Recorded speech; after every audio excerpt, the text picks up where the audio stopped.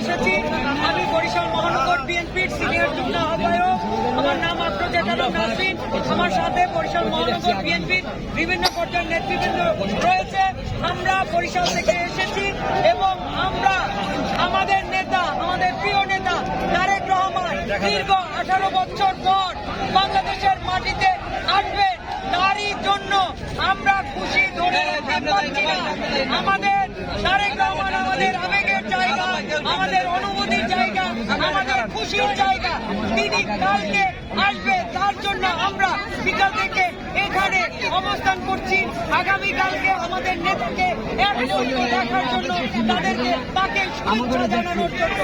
দীর্ঘ 17 বছরের পর যে আসলে যে অনুভূতি আনন্দ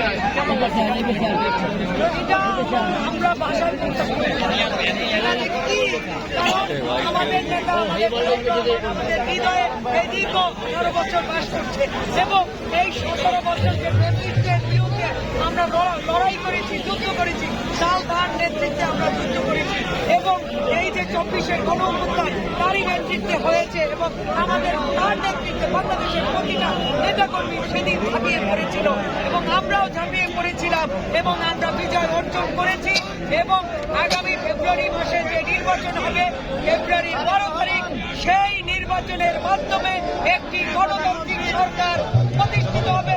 সেই সরকারের নেতৃত্ব দেবেন আমাদের প্রিয় নেতা তারেক রহমান, ইনশাআল্লাহ। এই যে শীতের রাতে বাচ্চাদেরকে দেখা যাচ্ছে এখানে কষ্ট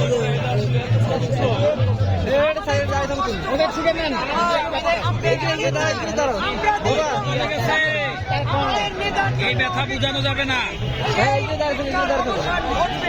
আগামীকাল আপনারা দেখবেন ঐতিহাসিক বাংলাদেশের ইতিহাসে লেখা বলেছিলাম যে আমাদের নেতা তারেক রহমান যেদিন আসবে সেদিন এই বাংলাদেশে প্রতিটি অলি গলি জনসমুদ্রে পরিণত হবে এবং সেটি আগামীকাল আপনারা দেখতে পাবেন ইনশাল্লাহ। আগামী দিনে আমাদের নেতা তারেক রহমানের নেতৃত্বে আগামীর বাংলাদেশ গঠিত হবে।